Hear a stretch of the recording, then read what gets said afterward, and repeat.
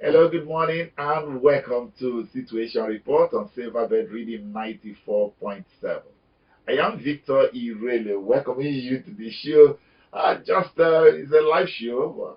At times, some little details you have to sort out in the studios. So, sincerely apologize. Coming a little bit behind schedule.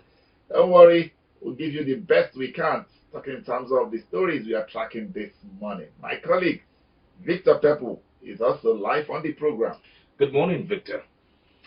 All right, let's start with some of the stories making the rounds, and the issue of insecurity still dominates the headlines. And just to give you a little bit of stats, so that you can appreciate where we are on this matter of insecurity, a total of 2,371 persons were kidnapped, and the sum of 10 billion naira demanded in ransom in Nigeria in the first half of 2021.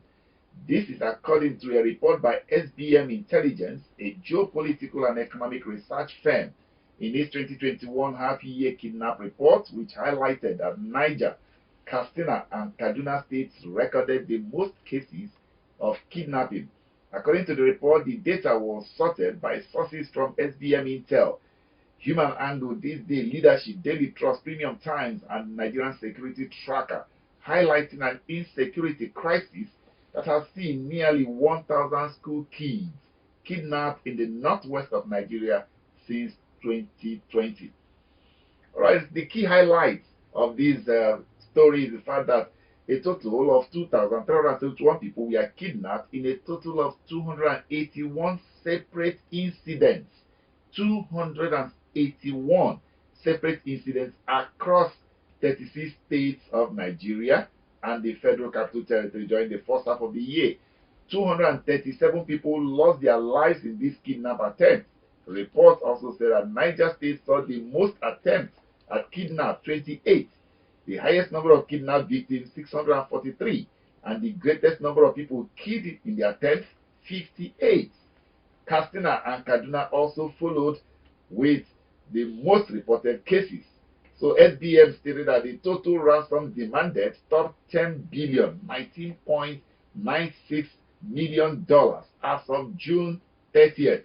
So if you add the 200 million being demanded for the last of the emir of Kajuru, who has now been released, so you can know that the figure has gone up between 30th of June and now. February witnessed the highest number of victims kidnapped on a monthly basis at 605, with the lowest in January at 284. The month of June witnessed reported kidnaps of 277. Do we need to say more? This is obvious that we need to do something as a nation if we are to move forward. Let's even assume the 10 billion was not paid, or something in that neighborhood was paid. We know exactly what that amount could have done in terms of either providing infrastructure or in terms of creating better educational environment for students, or even creating better job opportunities for Nigerians. But that has not been done. And then you look at the number of persons who have lost their lives, you look at the economic activities that have suffered in this state, Katsina, Kaduna, Zamfara, Niger, then your guess is as good as mine. And then when you extrapolate the roads, a lot of persons now find it difficult to travel by roads, then you understand the pain and the pressure that Nigerians are going through. And by extension, why we may not be able to attract serious foreign investment, because nobody would want to invest in an atmosphere of insecurity, Victor. Before we even talk about the investors coming into Nigeria, it's important that we look at the safety of Nigerians in Nigeria first. A lot of people can no longer apply our local roads, for instance, using the Abuja Kaduna Express. Many people would rather, Victor, use the rail service, use the train to Kaduna. I was having a conversation with a friend of mine just yesterday, and she explained how on one of those trips to Kaduna via the train service, the train had broken down.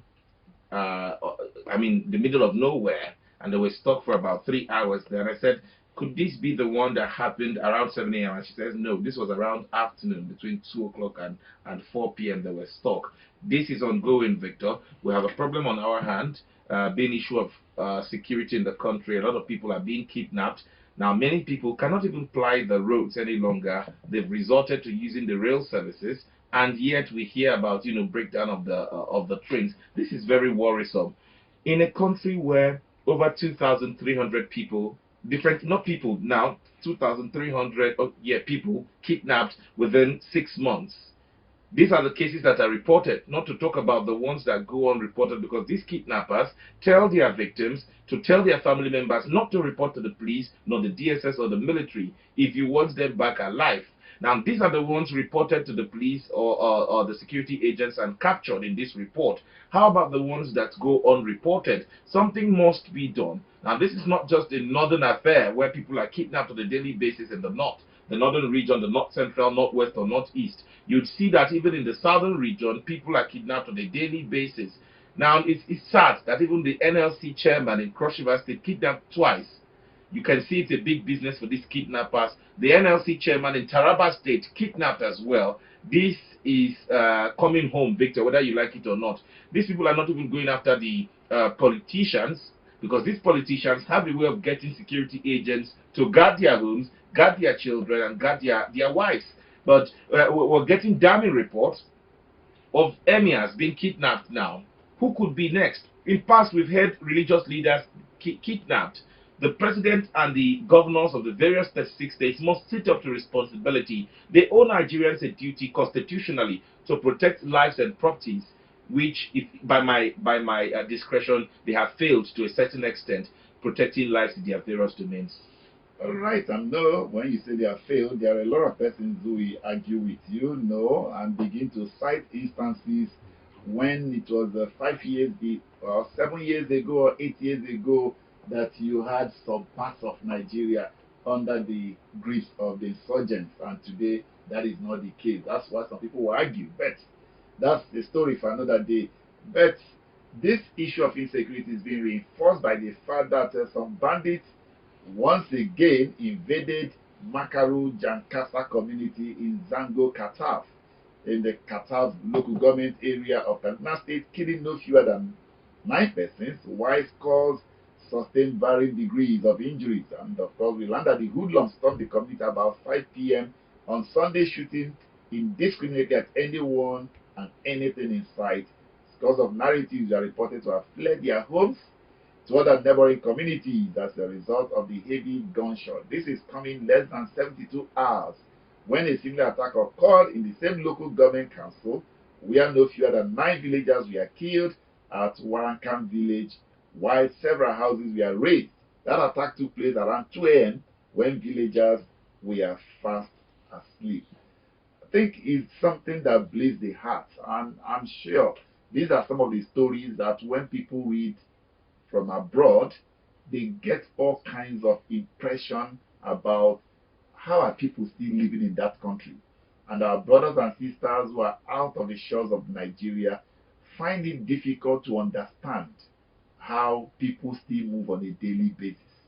And yet, we here in the country move on as if nothing is happening, beyond just giving the directives for the military or the security agents to wake up to responsibility. I think we must demonstrate that with serious political will. It should be seen. It's not just to mouth it. It should be seen for us all to know that the government is serious about this. But you cannot have the bandits, the insurgents, attack at will. Attack any time of the day, morning, afternoon, night, write letters, we are coming tomorrow, and they come tomorrow and get away, and we say we are doing enough. Until we come to a point when probably a week, 2 weeks we go without any reported case, or even there was an attempted case that was foiled, and this number of bandits were killed or arrested. I don't know. We hardly hear the bandits 3 were arrested or 3 were killed. We hardly hear that. Is it that they are invisible, or they have this willy spirit around them that makes them to appear and disappear. I still can't understand, Victor. It's really sad, Victor. Many times we hear these reports on the radio, on television. We read in the newspapers of people who were abducted or ransoms paid. We never hear, just like you mentioned, that XYZ number of kidnappers were caught or number of persons were killed. Yes, we hear that several Boko Haram terrorists were dismantled up in the northeast, but with regards to kidnappings, we've perhaps not heard that XYZ gang were caught.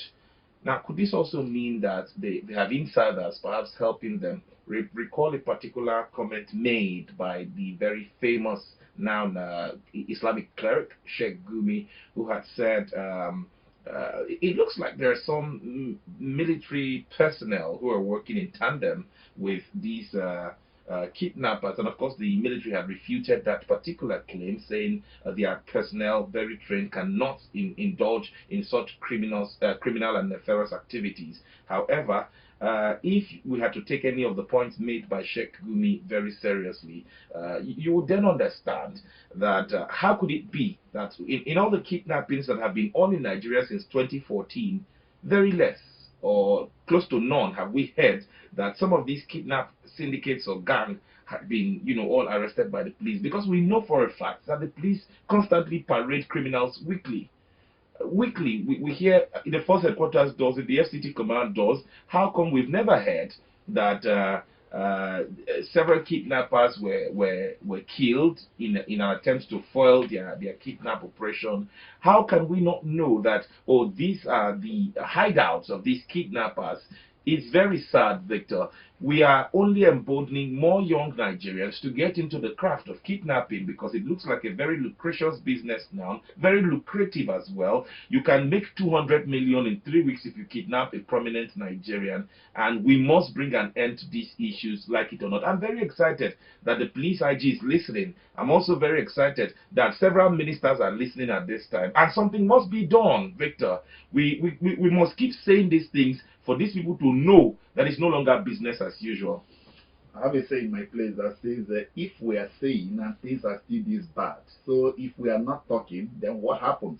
Probably one of these days we'll get our colleague who covers the police.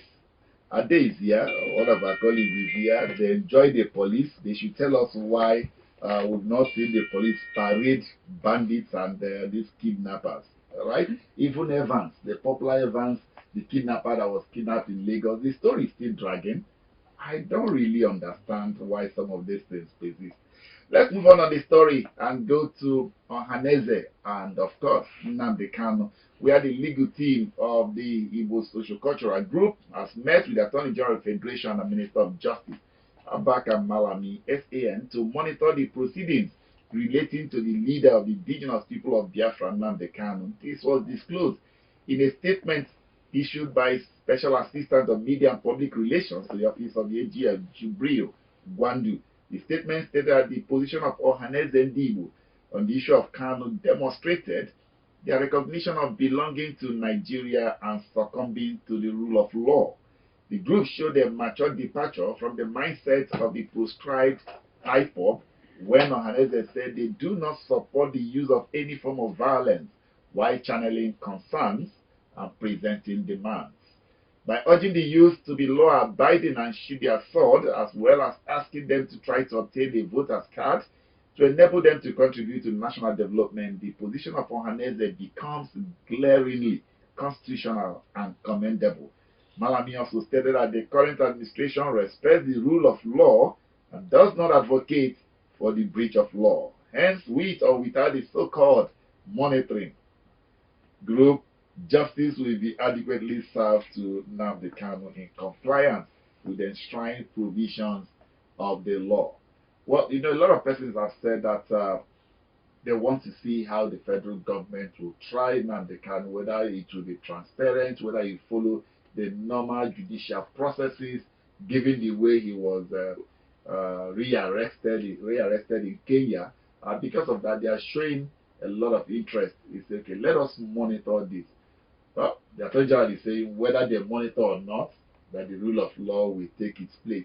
It's all right. It's just that some persons' problem when we mount the rule of law is that many a times we define the rule of law from the prism of self, not from the prism or the position of the Constitution or what the law says.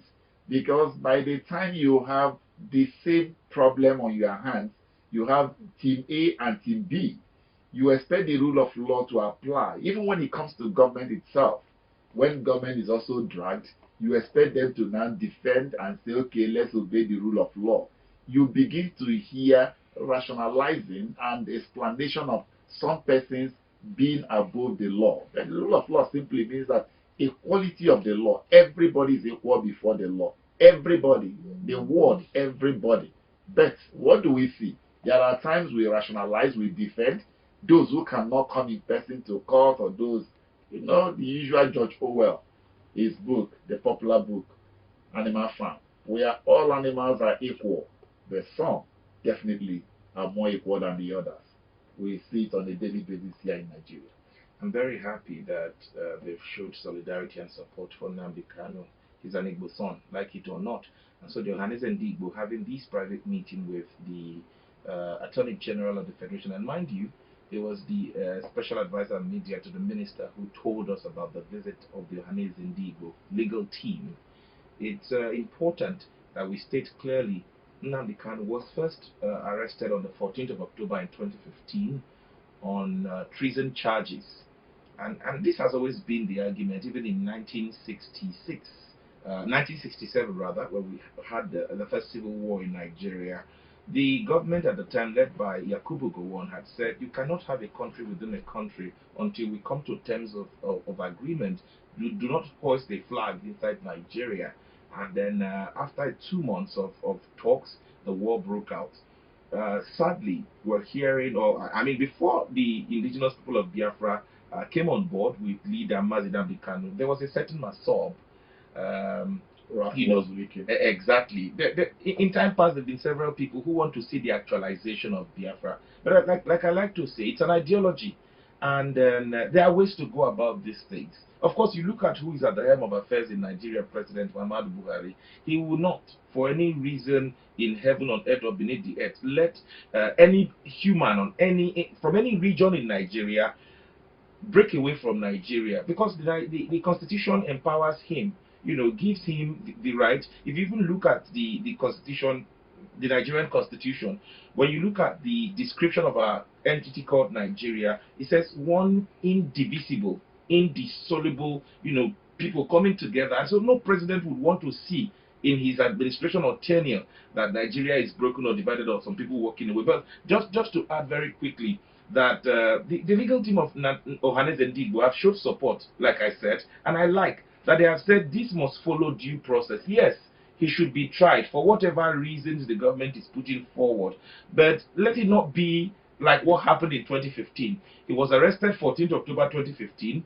For 1 year, Victor, the court had said, let this young man be released. But this current administration, in fact, Abubakar Malami was also the Attorney General and Minister of Justice at the time. But for 1 year, in fact, more than a year, Victor, after his detention, despite various court orders that ruled for his release, the Nigerian government did not let that happen. And I dare say this again, following precedents of what had happened with Nnamdi Kanu's case between 2015 and now, Nnamdi Kanu, even if the court decides again that he should be released on, based on bail, and recall the Senator Einaya Baribe saying, I will grant surety again for this young man over and over again. He's from Abia State, and from the same state. He's my brother. I'm not going to leave him in the hands of, the government to do as they please. I tell you, Victor, this time around, I doubt, and I hope that the government proves me wrong, I doubt he would be let go even till the end of this administration in 2023. All right, the agitation we are talking about is born out of people's perceived marginalization or perceived being second-class citizens in their country. So if the leader or the president has sworn to defend the constitution and defend every part of Nigeria not to be broken or to secede, then probably I will wrap up with saying that The man who says nobody should kill him and no demon should kill him should also not kill himself. That is my word. I hope we get that. All right, let's wrap up. You can be part of the show. Just send us messages on WhatsApp before we open the phone line. Send us messages on WhatsApp on 0817 8000 947. Before we wrap up and give you opportunity of being part of the show, let's hear what Governor Wike is saying about the nomination of Loretta Onochie. He has appealed to the president to withdraw the nomination of Loretta Onochie as National Commissioner of the Independent National Electoral Commission. He said the desperation of Mr. President and the ruling of Progressive Congress to foist Onochie was a bad omen for the country's democracy. Wike made the call during the presentation of 6 years progress report to mark the second year of his second tenure as governor, held at Obi Wale International Conference Center in Port Harcourt on Monday. In his words, for goodness sake, the nomination and desperation of President Buhari and the All Progressives Congress controlled National Assembly to foist, I wouldn't use the word he used, rather, Loretta Onochie of Nigerians as INEC National Commissioner is a bad omen for democracy. By any standards, the most fundamental consideration against the appointment of an electoral umpire in a democracy is the likelihood of bias, which in this case is heavily weighed against Onochie as a notorious, I will also escape that word, the adjective he used in qualifying, notorious and partisan, die in the wood member of the APC. Despite the flood of protests against her nomination and the general lack of trust in her capacity to remain impartial, it seems the APC-led Senate is determined to confirm her appointment as part of their grand design to rig 2023 general election well ahead of time, knowing Nigerians would overwhelmingly reject them in a free, fair, and transparent contest managed by a strong and independent election management committee. With this, it's becoming a little bit too cold for comfort. We are still dealing with INEC rejecting the transmission of election results electronically. Former INEC chairman, Professor Jega, had said that voting electronically and not transmitting results electronically is just like a waste of time, a waste of resources. That it adds nothing. That is still there in the discourse. We are still battling that. Civil society organizations are still protesting over that, and we are having the issue of Onochie's nomination, which for a lot of persons is there is no way. She has said, though, that she's not longer a member of the APC since 2019 after the elections, second term election of the president. The APC itself has also come out to say that Loretta Onochie is no longer our member. But Nigerians, you know what they say about the love does not just die like that. If we just want to drag, regrettably, I just have to drag it. I have to rub it in. The Minister of Communications and Digital Economy, Sir Patami, when he said what he said, we said he was young then. So, and then we forgave him.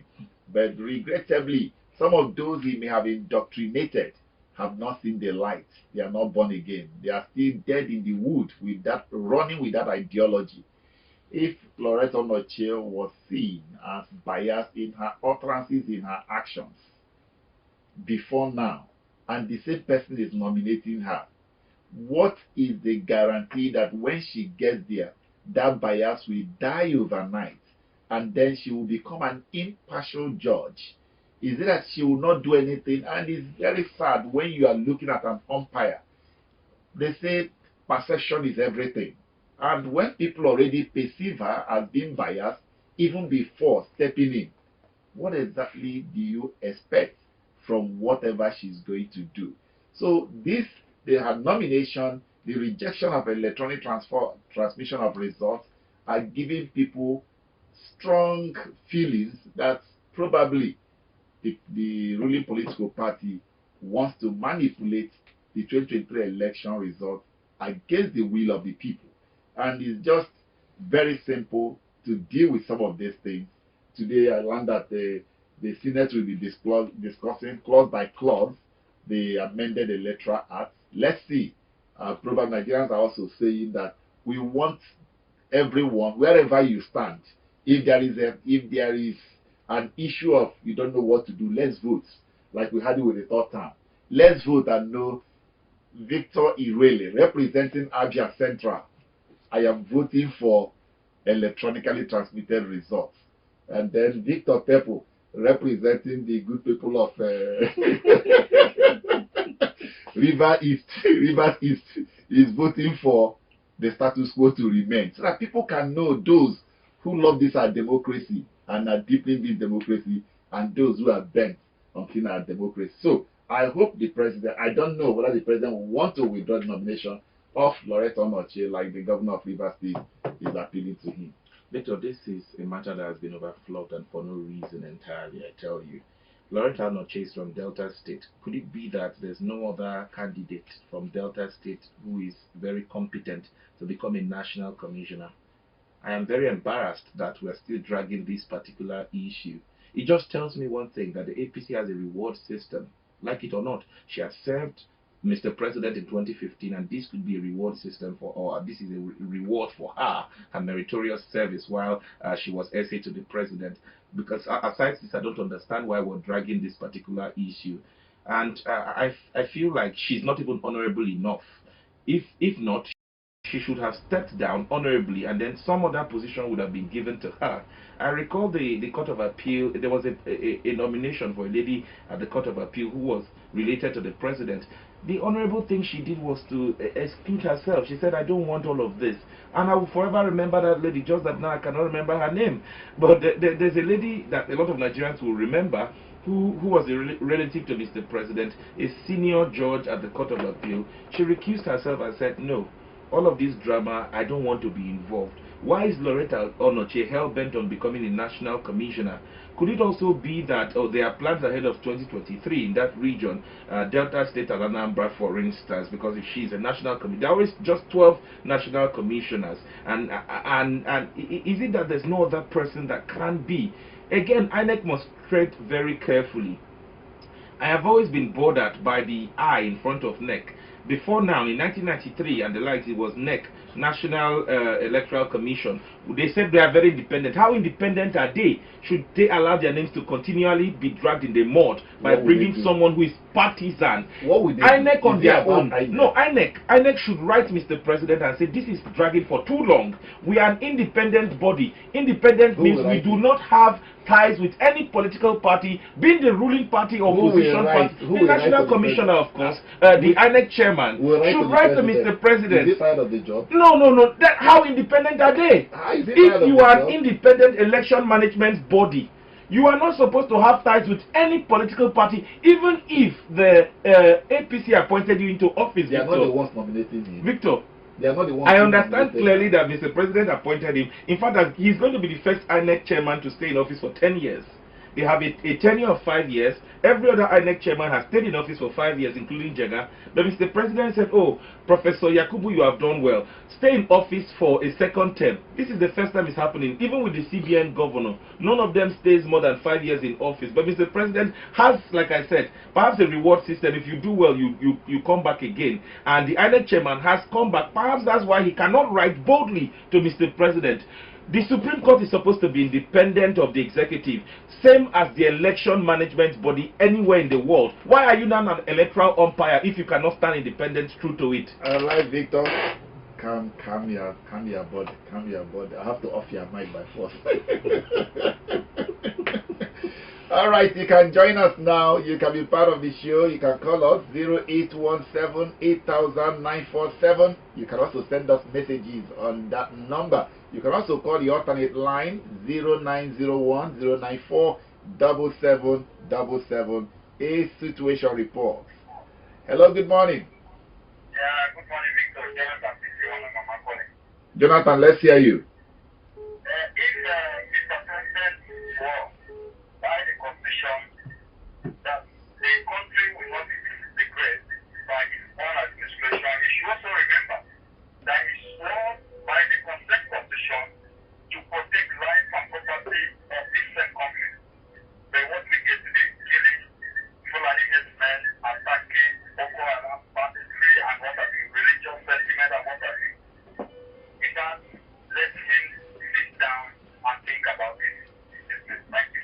Thank you very much.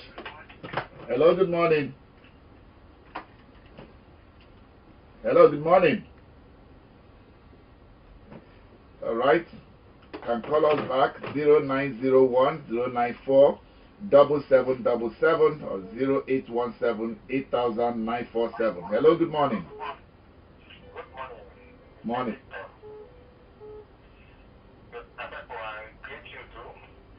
Good morning. Okay, my name is Denise. I'm calling from Wusetu. Go ahead. Okay, there are issues I want to touch now. Let me start from the organization. Make it pretty fast. You don't have the whole of the today. Okay.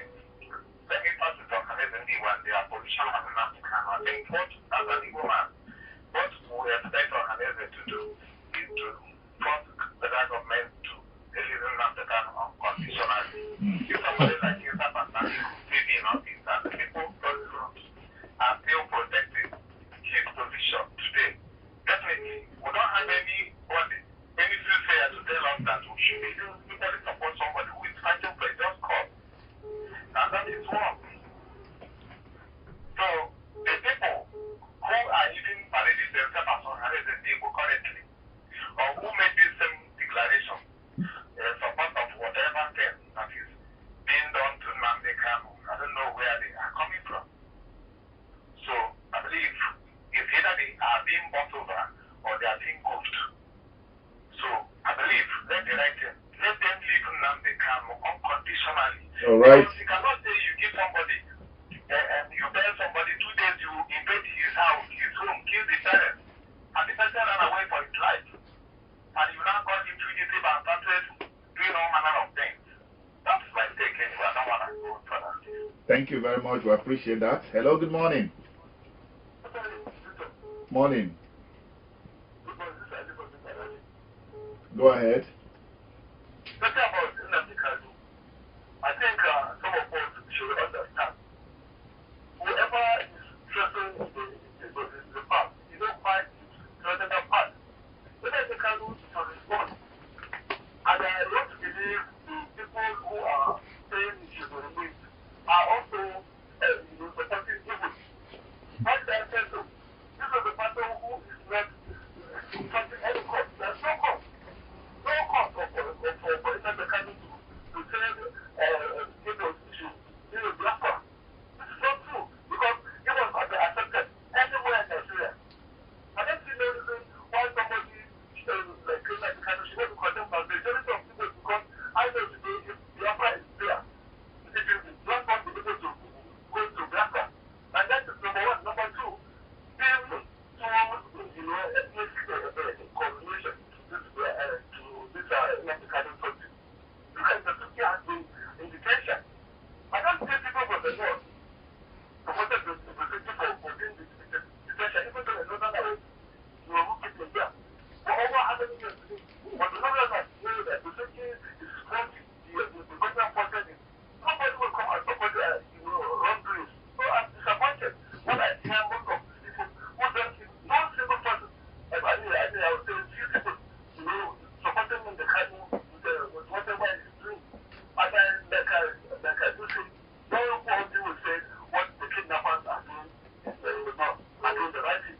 All right. Thank you very much. Hello, good morning. Yeah, good morning. Sorry, Jonathan, calling back. 30 seconds. 30 seconds straight. Actually, it's very, very hard and sad story.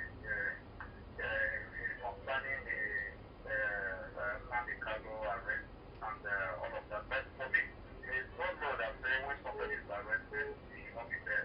There is no law in the whole wide world that says that.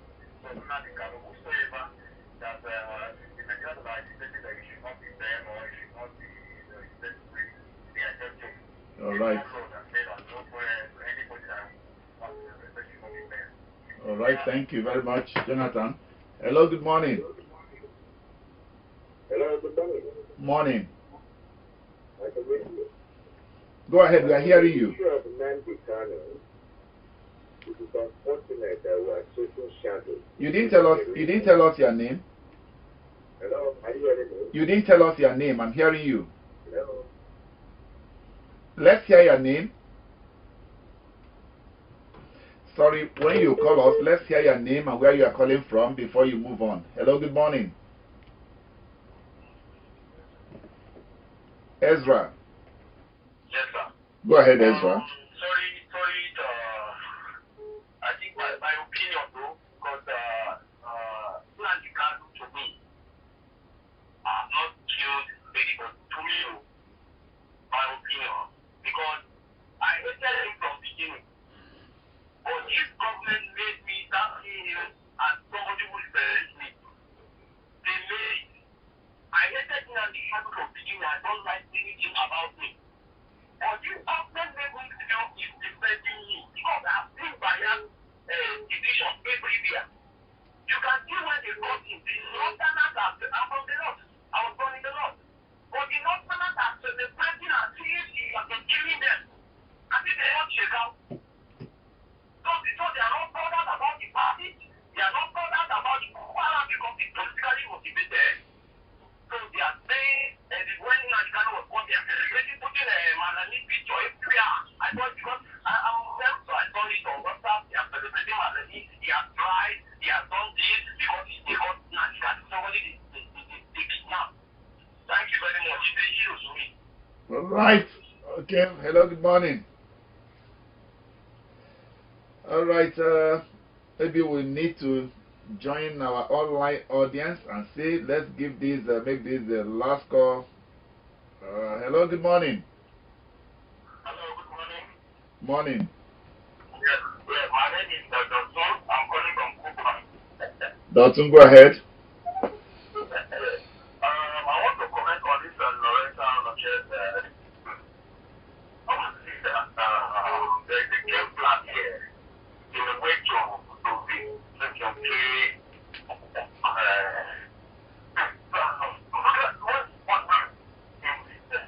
Dalton, we are having a little bit of problem. I just where I'm sitting, we are having a little bit of problem with your line.